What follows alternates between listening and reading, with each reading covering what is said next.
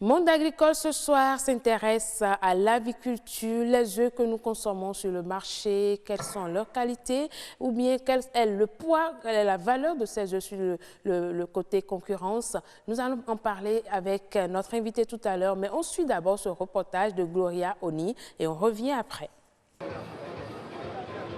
L'autosuffisance alimentaire et nutritionnelle bientôt une réalité au Bénin. L'aviculture, l'une des filières pourvoyeuses d'emplois, est en voie d'être réorganisée pour plus de résultats. Les acteurs de la filière exposent au public leur potentialité.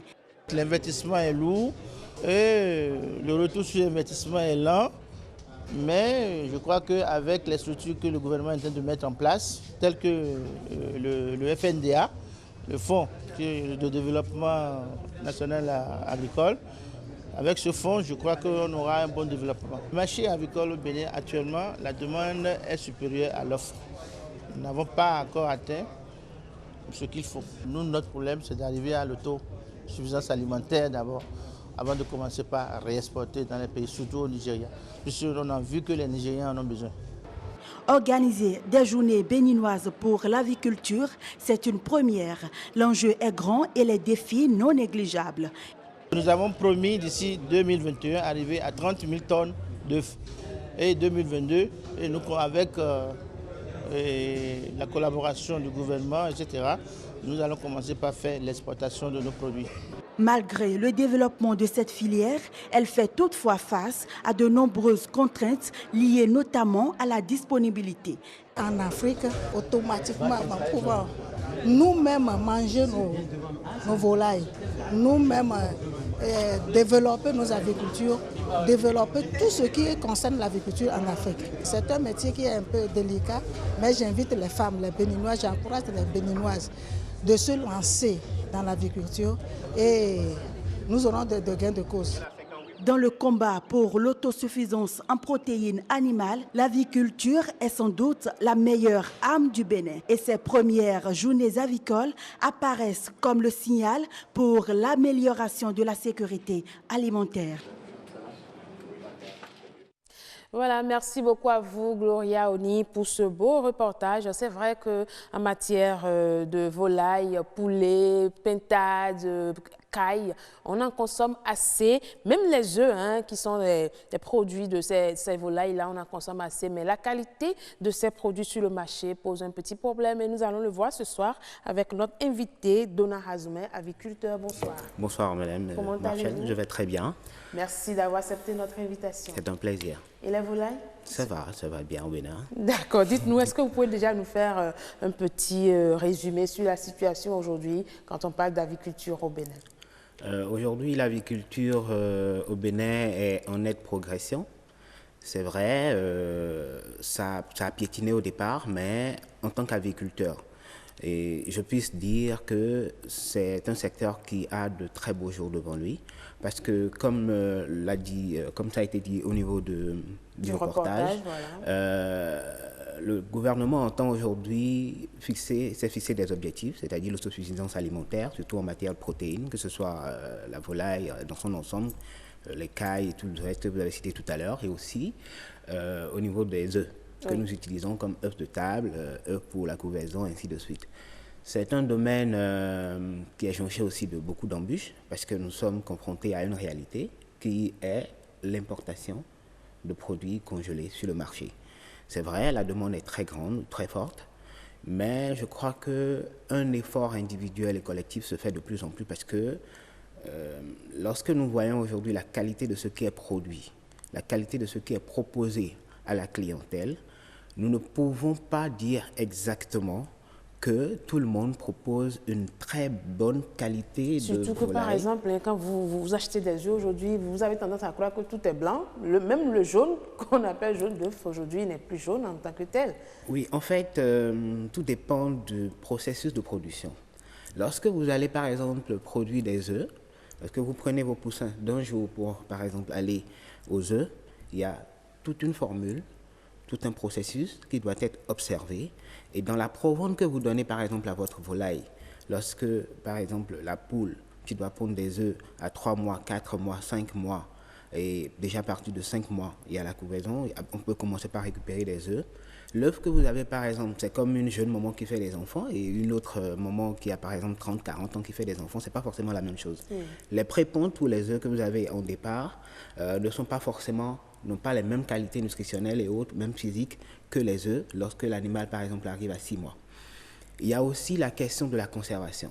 Parce que lorsque quelqu'un, par exemple, qui produit à Zanyanado doit ramener ou vise un marché comme Tokma, il y a le temps de production, le temps de ramassage, de conservation, de transport. Tout ça joue sur la qualité exactement, du produit. Ce qui fait que le client final peut voir ou peut avoir des œufs qui n'ont pas réellement la qualité ou qui ne recèlent pas réellement la qualité d'un œuf sur le marché. Mais vu qu'on est dans le besoin et que vous venez, par exemple, acheter, vous prenez ce qu'on vous a proposé. En ce qui concerne aussi la conservation ou le marché, vous savez, ce n'est pas celui qui produit. Lui, il produit effectivement dans son champ ou dans sa ferme, mais il est à une certaine étape de la production. Lorsque lui, il finit de produire, il vend peut-être sur la ferme. Le transformateur. Il y a le transformateur, il y a le producteur et il y a par exemple celui qui s'occupe de récupérer, c'est-à-dire l'intermédiaire, des intermédiaires. Qui fait le stockage. Oui, le stockage. Bon, les œufs ne sont pas toujours assez stockés parce que dès que c'est produit, il faut commencer par le vendre. Et lorsque, par exemple, à la fin de la chaîne, le commerçant final, je veux dire la bonne dame au marché, ou en supérette qui prend, par exemple, et qui l'expose, c'est là que surtout revient le problème. Parce que lorsque vous ramenez des œufs d'un jour, produits par exemple, moi sur ma ferme par exemple à Tori, et qu'on ramène à Tokma, et que la bonne dame voit que j'ai des œufs d'il y a 3-4 jours qui sont là. Il faut que je les mette en haut pour que lorsque le client vient, je puisse écouler ce stock-là. Si ça passe vite, alors tout passera vite. Mais si ça ne passe pas vite, bon, on aura quand même pris ce qui est là pour que ça ne... Justement, vous avez évoqué un volet qui m'intéresse bien sur le marché de consommation. Oui. Quelle est la valeur de nos produits avicoles? Parce que c'est là vraiment le véritable problème.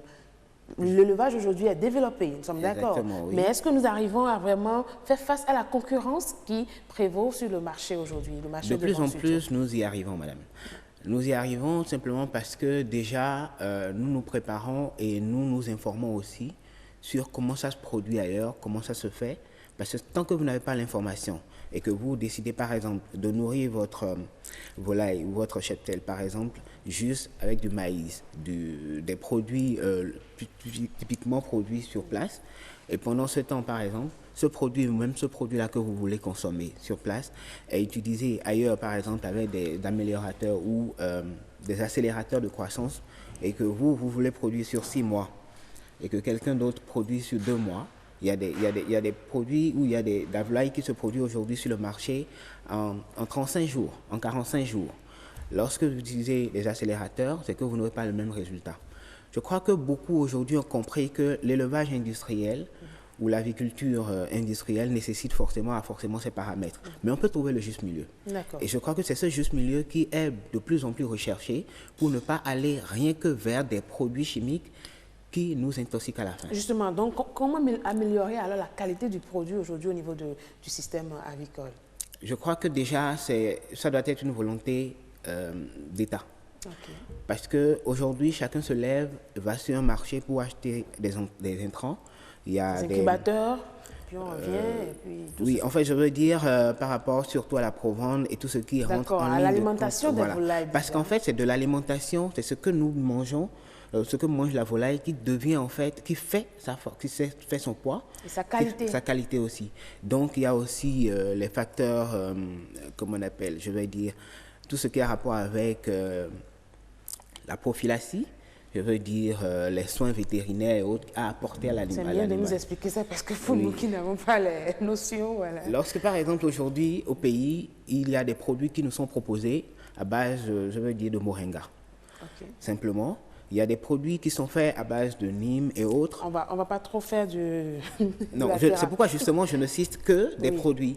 Je ne cite que des produits, je ne veux pas citer de nom. Mais en fait, c'est pour signifier que aujourd'hui, nous recherchons, et je crois que beaucoup d'aviculteurs ou de producteurs aujourd'hui cherchent à utiliser des produits tout à fait naturels pour gérer les questions de la santé de l'animal et aussi la croissance pour avoir un produit sain. Mais avec tout ce que vous utilisez, est-ce que vous êtes sûr que le produit garde toujours son caractère local? Oui, exactement. C'est justement ça. Parce que au temps de nos grands-parents et autres, personne ne mettait ses poules en cage. On les laissait dans la cour, les moutons, tout ça se promenait, mais ça mangeait de l'herbe et ainsi de suite. Mais c'est lorsqu'on les met aujourd'hui dans des bacs, c'est-à-dire dans des bâtiments, qu'on est obligé de leur apporter de la provende, des soins vétérinaires et de gérer et ainsi de suite. Mais le côté aujourd'hui, ce qui est le plus utilisé sur le marché ou ce qui est le plus apprécié, quand vous allez à Saint-Michel ou quand vous allez sur certains marchés, vous demandez quel est le type de volaille que les gens préfèrent le plus acheter, c'est la volaille locale. Okay. Et la volaille locale, c'est les poulets bicyclettes. Là. Exactement, c'est les poulets bicyclettes. Il y a des croisements, il y a des races améliorées qui se font de plus en plus, toujours pour répondre à un besoin sans cesse croissant de la population par rapport à ce besoin de protéines et cette volaille-là de qualité, parce que la viande est beaucoup plus tendre. Ce n'est pas essentiellement de la provende qui a tendance à donner une viande un peu plus dure. Et ce qui fait que... L'autre chose aussi, justement, c'est que la qualité a un coût. Exactement, la qualité a un coût, c'est ce que je disais tout à l'heure quand je parlais des produits. Lorsque vous allez dans une pharmacie vétérinaire pour acheter un produit qui vous permet par exemple de lutter contre une maladie de la volaille, on vous le vend parce que c'est un produit déjà conditionné. Mais lorsque aujourd'hui, de plus en plus, vous allez vers des trucs naturels, il faut forcément se déplacer, il faut aller vers, et cela a un coût. Et ce coût influe forcément sur le produit final. C'est ça. Mais le consommateur final ne le voit pas.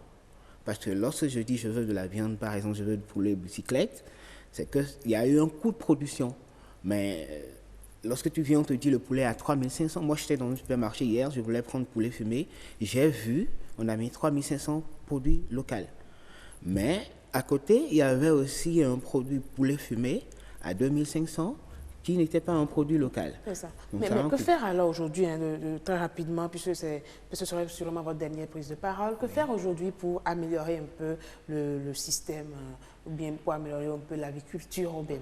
L'aviculture au Bénin a besoin d'être accompagnée essentiellement par le gouvernement et ses bras droits, je veux dire la direction de l'élevage, pour mieux suivre ce qui est donné aux animaux et qui nous ramène aujourd'hui dans nos plats des poulets ou de la volaille ou des viandes d'une certaine qualité. C'est ça. C'est ce qui est essentiel, d'être suivi, d'être accompagné, parce que la volonté personnelle y est.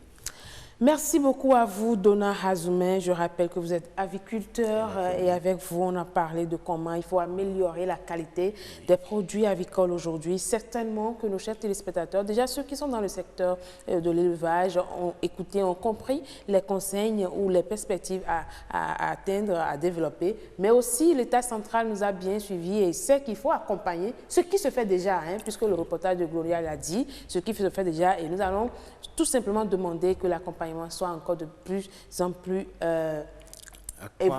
voilà, développé pour que ce secteur soit plus amélioré. Merci beaucoup à vous d'être venu.